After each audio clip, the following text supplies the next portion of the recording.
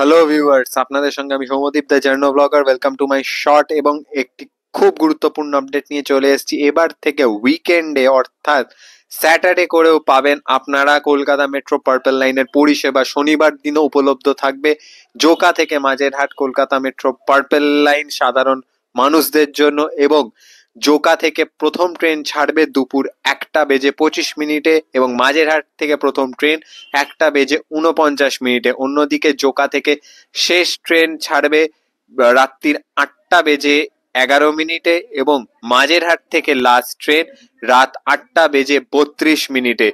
এই যে ঘন্টা অর্থাৎ এই প্রায় 7 ঘন্টা মেট্রো চলাচলে শনিবার দিন 40টি টোটাল সার্ভিস চলবে এবং যেরকম ফ্রিকোয়েন্সি অর্থাৎ 21 মিনিট অন্তর অন্তর মেট্রো চলাচল করবে এই জোকা থেকে মাঝেরহাট পর্যন্ত মেট্রো পথে শনিবার। অর্থাৎ এবার থেকে শনিবার দিনও চালু হয়ে গেল জোকা থেকে মাঝেরহাট পর্যন্ত মেট্রো পরিষেবা, যা 22 নভেম্বর থেকে কার্যকরী হয়ে যাবে।